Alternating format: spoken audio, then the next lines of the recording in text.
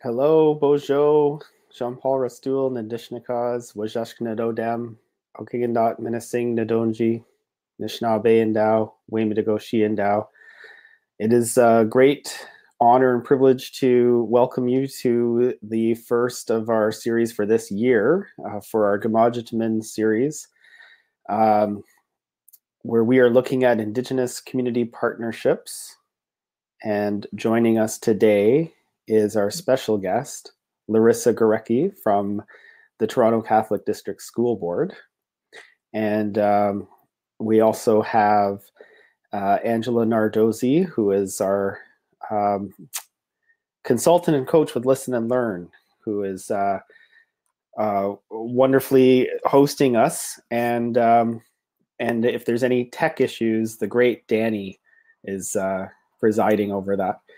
Erica's in the background too, I think kind of hiding out. But it's so great to welcome you all to this this webinar series, and this is our first for the year 2019-2020.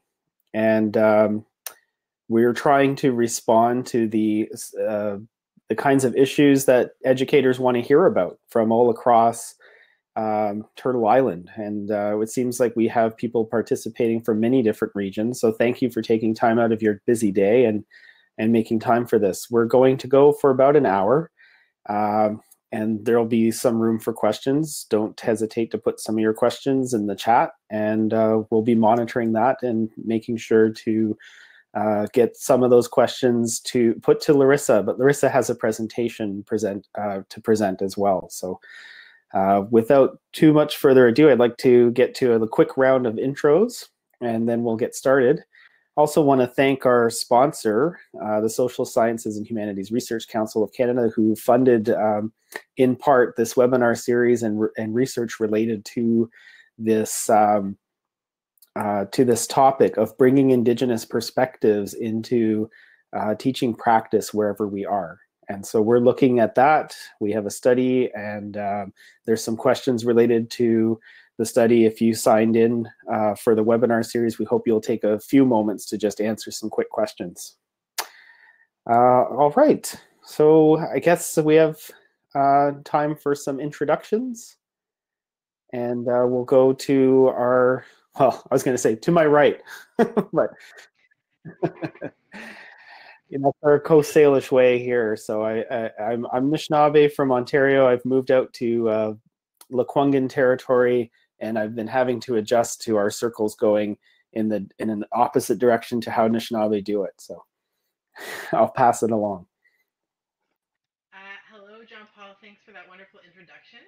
I'm Dr. Angela Nardozzi. I'm a settler of Italian Canadian heritage, and I'm so excited to partner with John Paul again this year for this amazing webinar series, and I'm glad everyone could join us.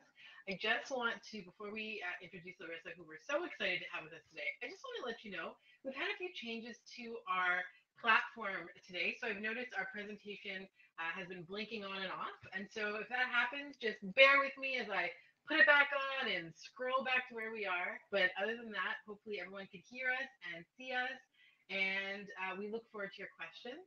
And I'm coming to you today from the traditional territory of the Mississaugas, the Seneca, and the Petun First Nation. So I'm in Toronto, and I'm really excited to be here. So Larissa, can you tell us just a little bit about who you are? Absolutely. I am a non-Indigenous educator, a settler educator of Ukrainian heritage, and a guest on Turtle Island. I'm an English teacher and a teacher of First Nations, Métis, and Inuit Studies with the Toronto Catholic School Board. I've been teaching for 15 years, and I'm really excited to be here with you.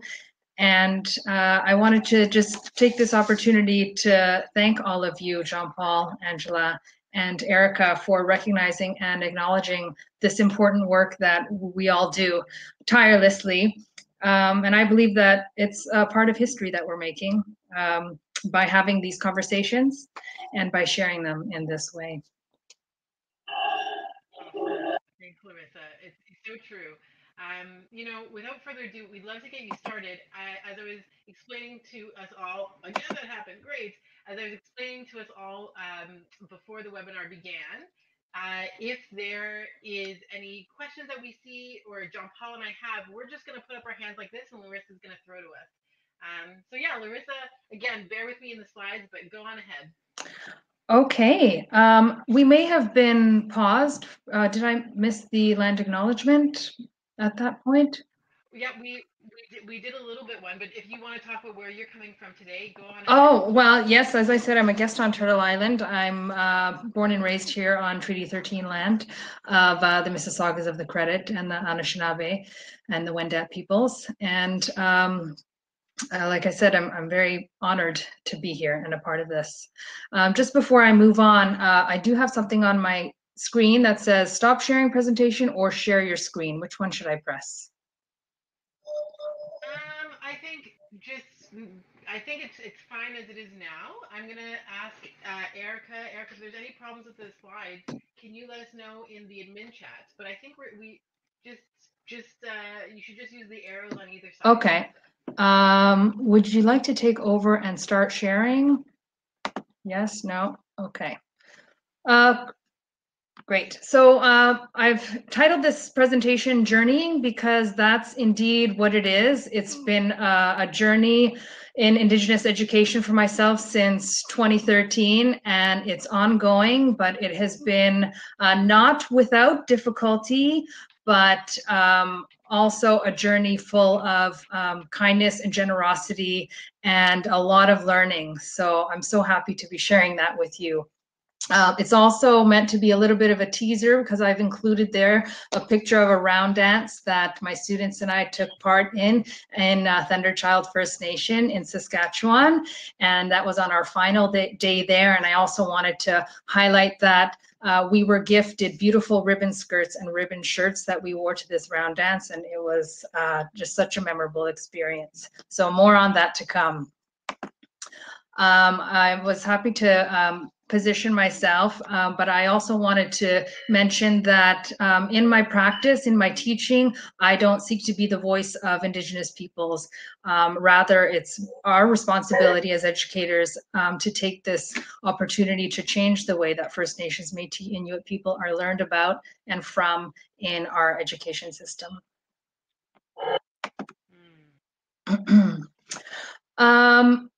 Well, in Indigenous education, it's very important to be informed, and a place to start, of course, is from the Truth and Reconciliation Commission's calls to action numbers 62 and 63, as well as familiarizing yourself with the revised First Nations Métis Inuit Studies curriculum. I took the OISE ABQ in Indigenous Studies, which was extremely informative. And I actually use a lot of my learnings in the classes that I teach. Of course, a great way to stay informed is through having and dialoguing in these kinds of conversations, such as here in this webinar. And I'd like to highlight Education Canada magazine because they publish a lot of very current research and a lot of really important initiatives that are being done throughout Canada. And that magazine is circulated nationwide to all educational institutions. So I encourage you to subscribe if your school hasn't already. I wanted to talk a little bit about funding. Since 2013, the Ontario Ministry of Education mandated that all grade 11 English courses in schools in Ontario become the NBE 3C course, which you see this here, which did stand for Native Studies. Now it has been revised to First Nations, Inuit, and Métis Studies. I'm not sure if every school has adopted that, but my school indeed has since 2013. And so annually, my school board is allotted funding to bring in Indigenous guests and to purchase Indigenous written resources and to use those to teach the content. And so that has continued, which is very good. The second way that I receive funding, of course, because people people require remuneration for the initiatives that I have chosen to do. You need to compensate the work that's being done in your school. And so what I did is I applied for a TLLP, stands for Teacher Learning and Leadership Program. And that's an initiative for teachers who are working on innovative and self-chosen professional learning activities, and who are then going to share this work, hopefully to inspire and transform other communities. So those are the two funding areas, in case you're wondering. So throughout my journey, I asked myself constantly, how can we incorporate Indigenous perspectives into the classroom in an authentic, respectful, and an engaging way? Now I've got two pictures here. The one on the left, which I'll speak to with the next slide, is my friend Diane Montrieux. She is Métis, and she is an artist and an entrepreneur. And she has been invited into my classroom on numerous occasions to present and speak to her culture and her history, and she brings in artifacts and brings in also her lived experience and speaks to that with the students. And what she's doing here in this picture is a stone painting workshop with the students, which is one of her traditional art forms. The second picture is a collaborative art banner mural project that we endeavored in with two First Nations artists. I'll be speaking to that a little bit later. And the point here is that, many educators might fear the content because they're afraid of appropriating work. And so one of the better ways to prevent that is to bring in the authentic voice, the authentic talent, to work with the students and share their talents with them in that way. So we're getting a true depiction or a true narrative. So Diane and I were invited to speak at the Reading for the Love of It conference, which is a national literacy conference, on the work that we are now doing together. That's a little bit of resource writing, and on how to engage students using traditional art forms. And so the picture there on the left, that's from the stone painting workshop, which I showed you just previously. And these are my non-Indigenous students who are working with an art form that, goes back centuries, and bringing in their own heritage and garnering an intercultural understanding in a beautiful form. And I really appreciate the images. They really show us like exactly what you're engaged in. I'm curious, like when you first started this work with your students, and just for the audience to have a little bit of context, am I correct in saying that you're teaching in like the Jane and Finch area? Yes. I am at a school called James Cardinal McGuigan. It's at Keele and Finch, and it is a very diverse neighborhood. We do not have any Indigenous students this year, but we have had in the past. Okay, so I guess my question is like, did your students? Because I know this has been a journey for you, as you sort of said in this presentation at the beginning. Did your students immediately take to you sort of incorporating Indigenous content, or was like what was that like? The short answer is no. Yeah, I think one of the issues was, why are we learning about Indigenous peoples? And so the English course became like a history course, literature course, a field trip course, right? We really had to engage the students from like all kinds of like avenues, and as well as connect the students to some of the issues and stereotypes faced by Indigenous communities. For example, stereotyping. And we do a lot of lessons around that. And in fact, because of our multicultural classroom, you know, many, if not most of the students could relate to some of those obstacles, as well as obstacles of discrimination and some of the other embedded issues in society. One of the projects that I wrote about for an academic journal was, in fact, connecting students through literature written by Indigenous authors, poets, memoir writers, and extending their writing after hearing about and reading about somebody's story through those art forms. They were able to describe their experiences and maybe even get inspired to tell their own stories.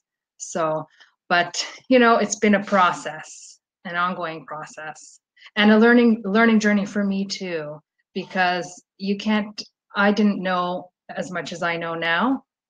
And so in my learning, in teaching my students, I was learning myself. And so I tell my students that, right, that we're learners here together.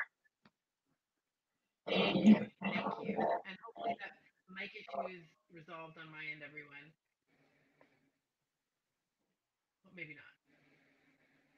I'm going to continue. Okay. Continue. All right. So when inviting Indigenous guests into the school, it's really important to follow certain protocol and to welcome warmly our guests. And here are some suggestions that I've had. This list is not exhaustive. The first is to post a land acknowledgement or broadcast one over the announcements or put it on the announcement board so that students see this every day or hear this every day and recognize the importance and the enduring presence of Indigenous peoples. Have invited Angela to facilitate a Build a Community workshop with my staff last year during our day of reflection. And what Build a Community is, it's an embodied experience where participants learn about the impacts of colonialism and connects to the historical facts, but it's done in a very heartfelt way. And thank you, Angela. My staff, the feedback was beautiful. Lots of learning involved there. And lots of kind of broadening of perspectives, which was really important as a community. I like to post welcome signs in various Indigenous languages.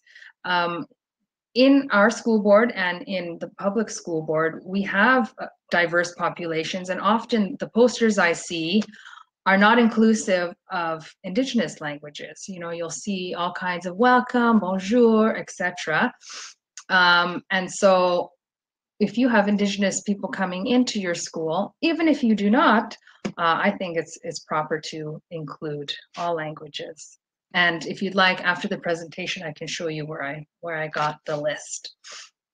I just wanted to scroll down and highlight these last two here, consulting with the guest artists and speak to protocols, etc. So it's really important before, you know, the first day of hosting a guest to consult beforehand, in person, email, however comfortable, on the aims and the goals of the project and how you'll work together to meet these goals, and whether there is something that you need to know in terms of protocols, scheduling, what's comfortable for the guests, right? Because they can't always adhere to, you know, a school block schedule. And very importantly, understand that an honorarium is, or a remuneration for the work being done. And lastly, consistent communication and transparency regarding sharing of the work. So I did mention publications, and when I speak to the collaboration with the First Nations artists, that article has been published, but prior to publication, I was in contact with the artists to receive consent that I can mention their names, publish it, and publish the quotes. That's very important. And here's the project. So I'd like to introduce the two artists, just so I don't have to refer to them as the First Nations artists. Chief Lady Bird and Aura worked with us back in November. Chief Lady Bird is Chippewa and Potawatomi from Rama First Nations and Moose Deer Point First Nation. And her sister Aura is Haudenosaunee from the Oneida Nation of the Thames. And I had read about their work that they were doing at the Native Canadian Friendship Center here in Toronto on Spadina. They work with Indigenous and non-Indigenous youth on reconciliation activities and through art. And I thought, wow, you know what, that's perfect for my grade 11s. And so I got in touch with the editor, and they got me in touch with the artist, and they were happy to come in. We spoke about the commission and what supplies were needed and the time frame and so on and so forth. And what you'll see in the magazine is the finished product, but I wanted to show you this because this is the work in action. This is the students. There were 55 in total, but this is just some of them.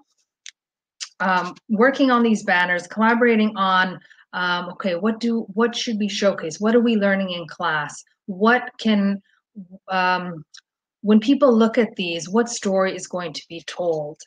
And truly, it's a story of history, tradition, rich culture, courage, and whilst it was being done, there was, you know, really rich dialoguing and story sharing involved. Yeah, I hope everyone can see. I know you see 4 banners, but it turned out to be 3. The project was also really anchored in intercultural understanding and respect for all kinds of ways of knowing. And it was really engaging, and by the end of it, our students, I think, got a better understanding of reciprocity and what celebrating unity is about. And they got sort of a different perspective on storytelling and how it can be told in an artistic medium. Truly, this was a story of relationship.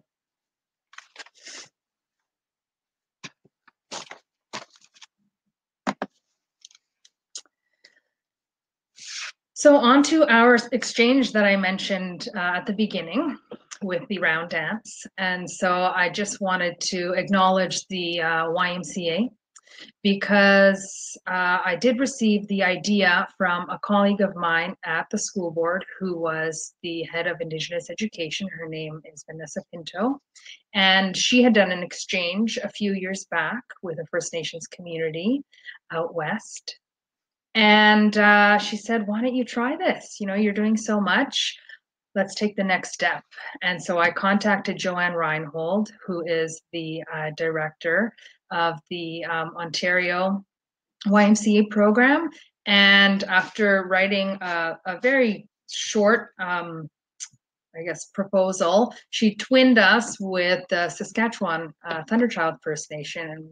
And I have Karen Romero there at that office to thank for that. And so what this exchange program is it offers students up to 17 years old an opportunity to switch places with another school. I had requested a First Nation, and I also had requested another province, although we would have been happy with Ontario as well. Many of our students have never been on a plane, and so it gave them that chance to do that too. And as well for those Thunderchild First Nations, for those children to come to Toronto, which many of them had not been. It was truly going to be a unique experience. So I'm going to chronicle it right now. You're going to love it. There it is. That's our drive, 2.5 hours on a bus after north of Saskatoon. We are welcomed warmly into this beautiful community. Our students were like glued to the windows. And you could hear a pin drop.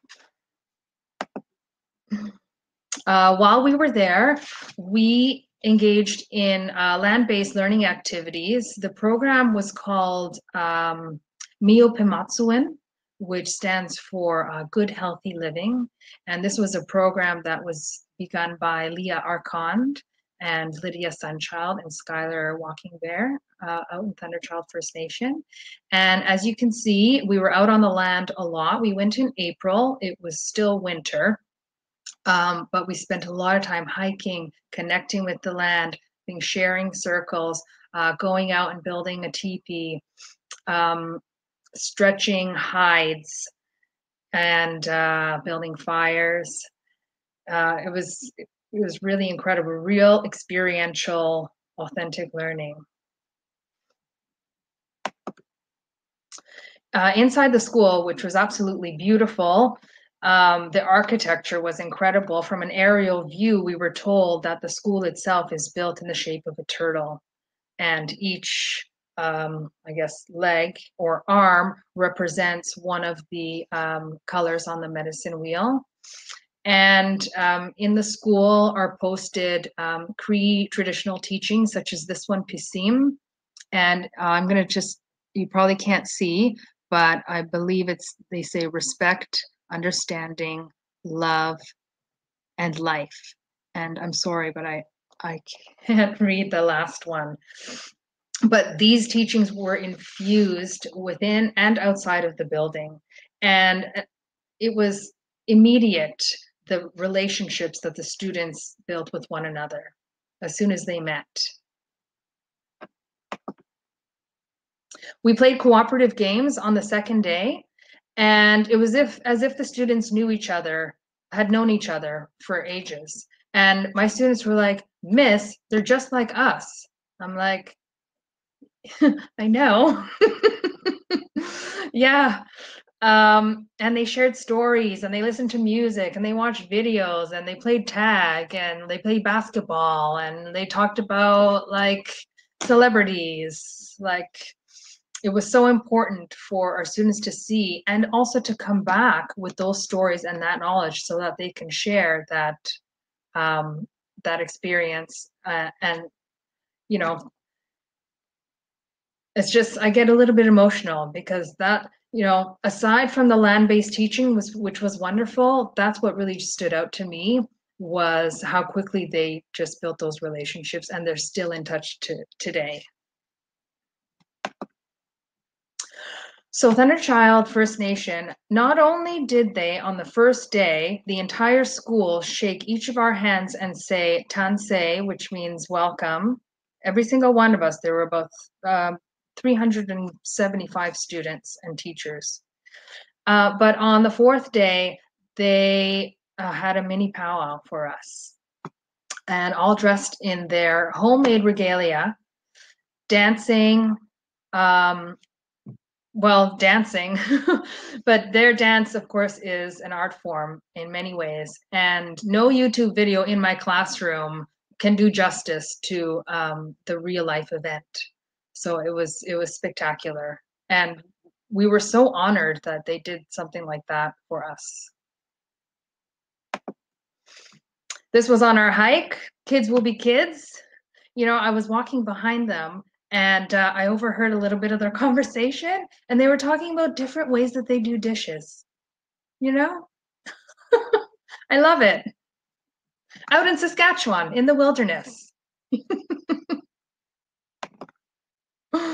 And I love this picture because, again, it just embodies unity, diversity, and respect. After the hike, we're all frozen, but we're on the bus. They're making up handshakes, and I had interviewed my students afterwards, and they said the following: the definition of relationship building and knowing, I've just got something on my screen here, but it's understanding and leaving behind all differences and building a strong foundation. And then the picture there on the right, that's when we were hosting, and their smiles just pretty much tell you the whole story.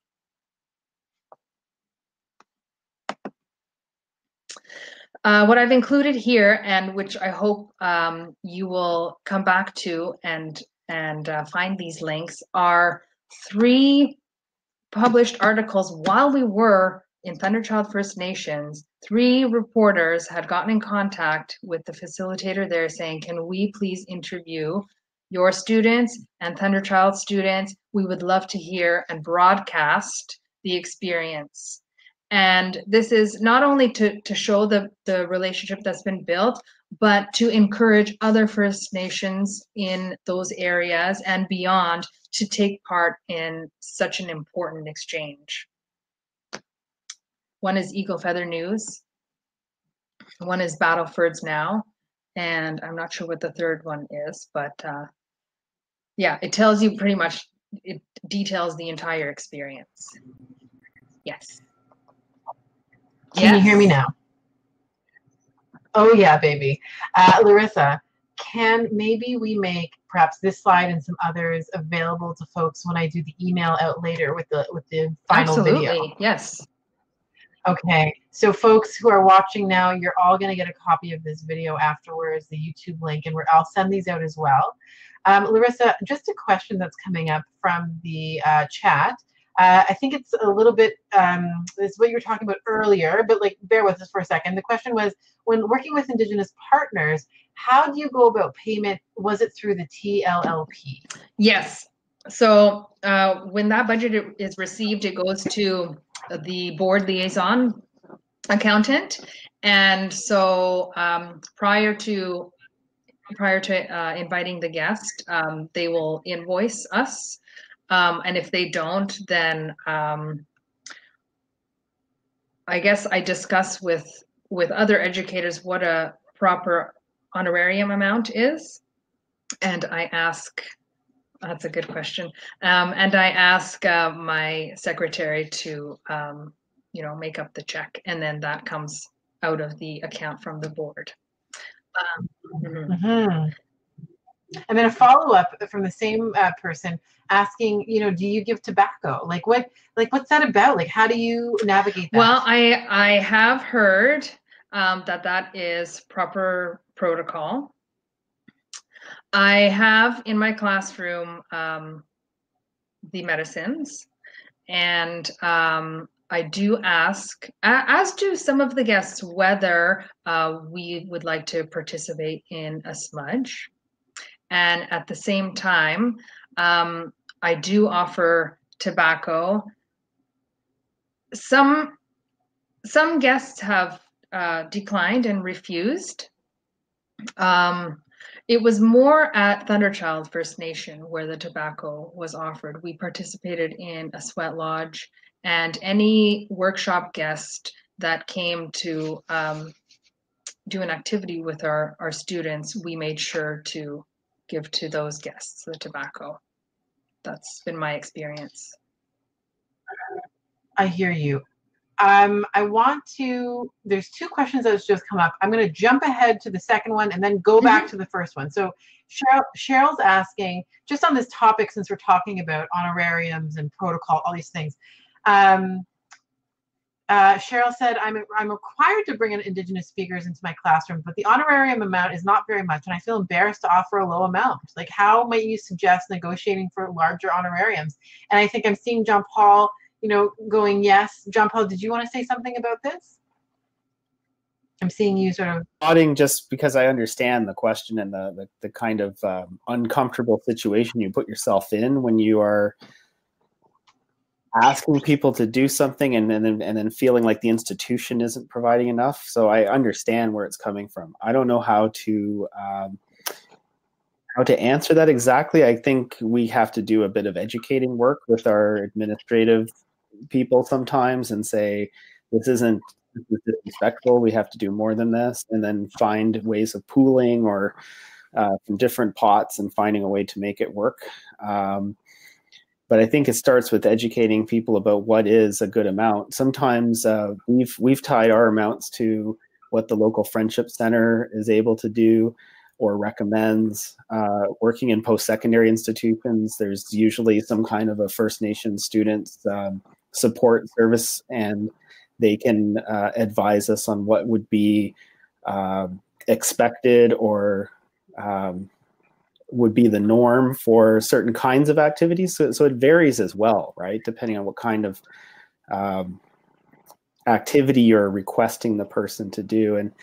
And sometimes it's awkward to ask the person too, right? Because you don't want to say, well, how much will you do this for? But and I've seen too, and I think this is regrettable, to go back to that tobacco question. Like for a lot of these activities, the payment thing is not like a requirement culturally, but it's just like you're taking their time. So I think it's just valuable to give for their time. But if they're offered the tobacco, it's like you're almost, if they pick that tobacco up, it's like they're obligated to do that work. And most people would probably feel like I can't refuse. And if I'm asked, I go. And then the honorarium hasn't necessarily followed after that. And so that's an embarrassing thing that I've seen happen in some school districts. So we want to watch out for that. Also, just wanted to comment on the tobacco thing, because it's different depending on where you are. The protocols vary from region to region. So it's really important to find out what is expected in your local place. I know we've got people listening in from all different traditional territories. And so it's good to kind of find out what are the local protocols in your area and try to follow those as best you can. And there may be people who can advise you on that if they're the Indigenous principals or Indigenous advisors who work for the school boards or school districts where you are. Or there may be a mentor colleague or someone who can tell you. But those are just some of the ways that these things get kind of complicated. I'm sure, Larissa, you've run into some things too. Yeah, many of us have been afraid to make mistakes, and I found that if you're honest and sometimes ask what's expected, or what have you received in the past, or I don't know, just really come from a place of honesty, that is respected, and it does open up a dialogue around that. So yeah, yeah. I hear you. This is a great discussion. Let's move on a little bit. Just there's another question, if that's okay with everyone. The question, just fast forwarding now, I guess, to your trip to Thunderchild. Joanne is asking, can you talk a little bit about the preparation that you went through with your students before going to the community? Okay, well, most importantly was the initial meeting we had with parents. You know, why we've selected your child to take part in this, and what the trip is all about, and that in fact much of the cost is covered by the YMCA.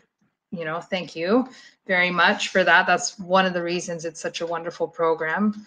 It opens up opportunities to so many of our youth. And to, well, research the nation, and I spoke to the coordinators at Thunderchild and really get to know them and talk about itinerary and what would you like to do while you're here in Toronto, and what kinds of things are you comfortable with or not comfortable with, and what the weather's going to be like and how to prepare yourself for that weather. In terms of accommodations, we did not bill it on our end. I had secured the York University dorm facility for them. It was private, and each student had a room. That was really important. So there are a lot of steps, certainly. We did some fundraising. You know, we wanted a lot of the ideas to be generated by the students. We wanted it to be almost led by the students, you know, so it's their project. So I hope that answers that question.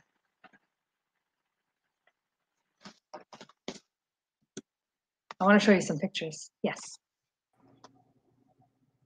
I want to see pictures too, so I don't want to keep you from that. But I was just curious about whether the students, you might not know this, but if you do know, if you could share, did the students maintain contact with each other after the actual site visits? And like, did they remain connected through different media? Through social media.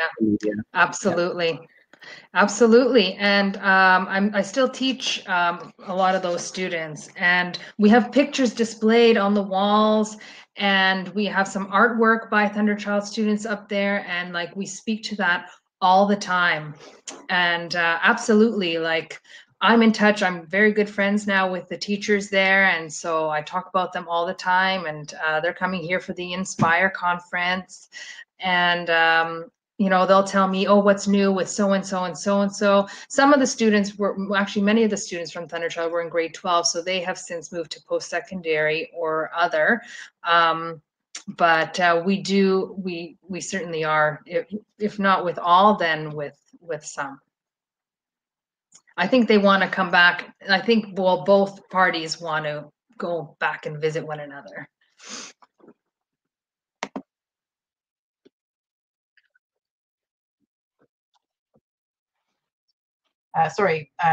What would happen as you welcome Thunderchild youth to Toronto? So tell us about it. Yeah, well, we took him to a Blue Jay game, that's for sure, and had that put up for the world to see because it's important. We met Drew Hayden Taylor. It was incredible. We teach his work. Like I follow him on Twitter. The kids know him. He's a celebrity, and yeah, it was really exciting. So we put on, another way that we prepared for hosting is we put on a multicultural festival. Like I said, our school is very diverse, but never have we, for our multicultural festival, had First Nations community included. And this was the perfect occasion to do so. But on the left-hand side, that is Savannah Walking Bear. He is chief over in Thunderchild, and he invited one of our students into his drum circle. And so I wanted to pair these pictures together because they're on our stage in Toronto. We are showcasing their various dance art forms. And Chief Ladybird and Aura graciously said, we'd love to meet the youth when they come. This was months after the banner project, and they took us on a mural tour all over Toronto, showcasing the beautiful artwork that is present. And hidden, unless you really know where to find it. And I'm so glad that we were shown this because now we're going to make this a field trip for like our classes.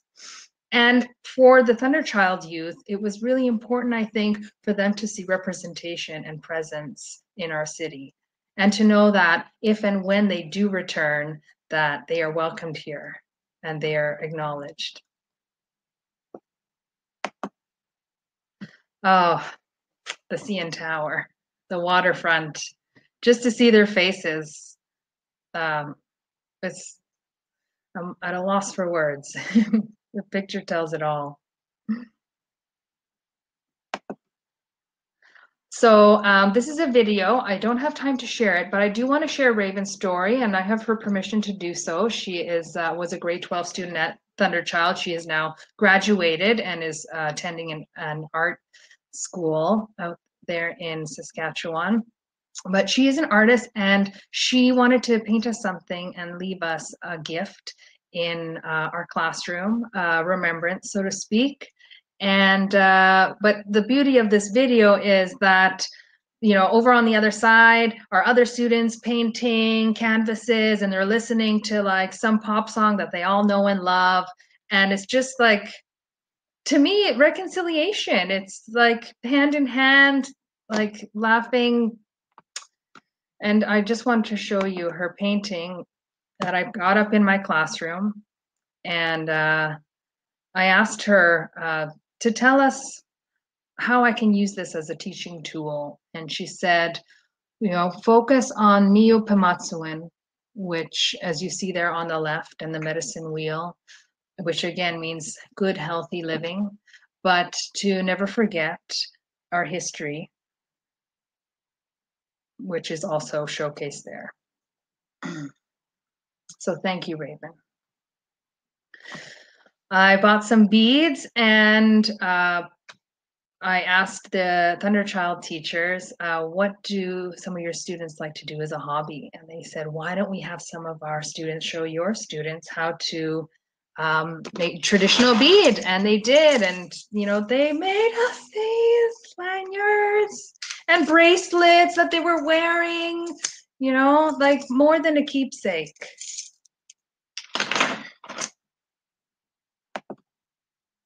So this was the Blue Jay game. That flag, that Thunderchild First Nation flag, went all over Toronto. They went to the Raptors. You know, they were here during the semifinals.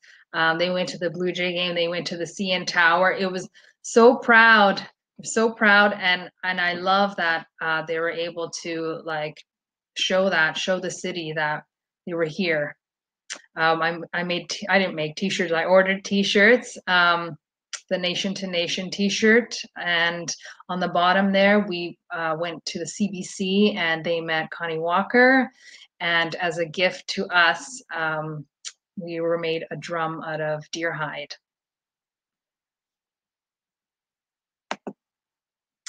And my last slide, again, the pictures tell 1,000 words of what building relationships among youth and what this YMCA exchange experience and how it's held in the hearts of all our youth. Yes. Larissa, I'm getting such good feelings from what you're saying here. You know, like I can just, your emotions coming across, like the joy in these pictures. It's amazing. And I guess what's coming to my mind is, you know, I think for me, like I'm a teacher as well. When I look at something like this, I find it really, like the idea of it seems intimidating. And I think it's because it's like, okay, I'm going to get all of my students on a bus, on a plane, you know, and right there I shut down. But like, I'm so like, I'm getting the impression, and I'm curious, like if you can correct me on this, that I feel like this snowballs. Like I feel like from what the impression I'm getting is like, we're gonna do this, and then Drew Hayden Taylor shows up, and then you get to meet Connie Walker. Like, 2 words: social media. Tell us about it. I think that's really important, you know, because I think you're somebody who has created this. Like I've really seen you from the beginning of your work. So what have you done here? You've done a lot of work. So social media, like tell us about it. How do you do it? Okay, well, yeah, in terms of meeting those celebrities, I'm not going to take credit for, you know, tweeting. It was Lydia Sunchild, who was their teacher out in Saskatchewan, who basically just tweeted at Drake, at Drew Hayden, like, we're here, want to come meet us? We'd love to meet you. Thunderchild with the flag, like all over the place. And I loved it. So that's how that happened. I did get in touch with Connie Walker. We did go to the ROM as well, and they have an excellent Indigenous program, and that was funded completely. So I encourage visits to the Royal Ontario Museum for sure. Okay, so the second part of that question is, how did we get here? Well, believe me, when I first got the idea of this, I was like, I don't know if I can do that. Because again, overwhelming. Like, how am I going to do this logistically, but also emotionally? It was not without, you know, heartache. Because you know, we know and we hear the realities on certain reserves. We know the impacts, the resounding impacts of colonization, and yet we're still doing this, right? We can't make that an excuse for, you know, staying apart or being like in deficit to that. So, you know, you just gotta, I believe it's called difficult learning. I'm not sure who says it, but that's what it's about. It's getting over those obstacles and pushing through those emotions, or being in those emotions together, because that's how relationships are formed. That's how foundations are made. And that's how memories last. I hear you. John Paul, I see you nodding your head. Any questions or anything to add to that, and in particular? Well, I'm just thinking about how the program itself facilitated your connection with one another, but I'm wondering, were there other things you had to do or you were nervous about when reaching out to another community person, or did it all go smoothly? What were some of the hiccups along the way too? Okay, so these days there are a lot of dietary restrictions among our students, and so that was one concern. In and a question from parents was, will they be trapping their own food, hunting for it, preparing it, etc.? Because there may have been some discomfort with that, that tradition that is unfamiliar to a lot of families. And so that was a dialogue that I had with the facilitators and Thunderchild. And in fact, we didn't do any of those things. They had a wonderful cook on the facility, but they were respectful of any dietary restrictions. And the same on our other end is, what can we prepare the Thunderchild First Nation students so that they're happy and fulfilled? And it's actually quite funny because all that stress and all they wanted was McDonald's.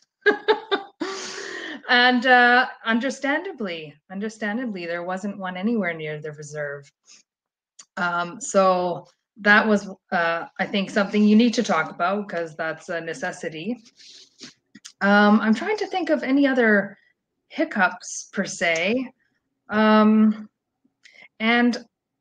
I can't truly. I think parents were also concerned about wild animals and such. So again, you have to have that open communication with your twin, as the YMCA calls it. And they twinned us like no problem. I think this was the first exchange for Thunderchild, and this was our first exchange. And because we had requested First Nation, they put us together immediately. So thank you, Joanne, for that. So Larissa, like, I guess the theme or the thing that I'm hearing here, like the sort of underlying message, is that there seems to be like some misconceptions, understandably so, right, amongst the parents, and it seems like you need to do a lot of educating and dialoguing to sort of break down any stereotypes they might have had. Exactly. Yeah, that's really interesting. And have you heard any feedback from any parents after the trip? Or, has any learning happened there, I wonder? Again, 2 words, thank you, they tell me. The students came back changed in various ways. Either they came out of their shells, or they now have more direction in their lives. They have more friends. They've traveled.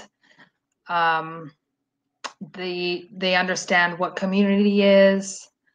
Pride, and like you said, like they have a more authentic perspective, and they share this with the entire school, and even the teachers at my school were like, what happened on that trip? Because all these things. So it was a very positive experience. Well, I hear you, and I think I just want to say 2 things. I think it's colonialism has done a lot, I think, as you're saying, to separate, right? Folks who live on reserve and settler folks, and in the walls that have gone up because of like the stereotypes, etc.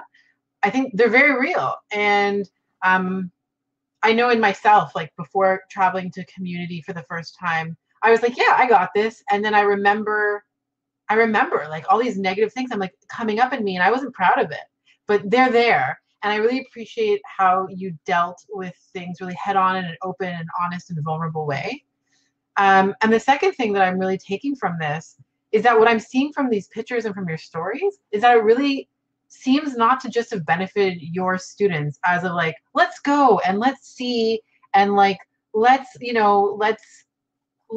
put these folks under a microscope. Like this, the word that's coming to mind is an exchange, right? Like it really seems to be like you're stressing relationship. These pictures are showing friends, right? And I think that's really important because for me, like I want to stay away from sort of like, let's go in and study people, right? Like this is really, I'm really happy to see how this turned out. I don't know, John Paul, did I say that correct? I don't know. John Paul, what do you think? I think you're right. I'm blown away by this idea too, that I was constantly thinking about how are the youth changed by this experience. And it sounds to me like it rippled beyond their own experiences to changing their parents' perspectives on things. And I imagine too the people you work with in the schools alongside you were changed by this exchange as well. John Paul, can I jump in? There's a question from Erica. Larissa, Erica asks, were there any point for the youth on either side, I guess, if folks were sort of triggered by anything? Were there any emotional issues that came up that you had to deal with as the educator, on either side? Can you tell us a little bit about that? Well, we are dealing with 16 and 17-year-old teenagers, and sometimes their bonds are a little bit, I don't know what the right word is. They wear their hearts on their sleeves, and I don't want to use the word exotic, but for lack of a better term, some of the students were attracted to possibly that exoticism of the culture, and there was some heartbreak along the way, and we had to have conversations around that.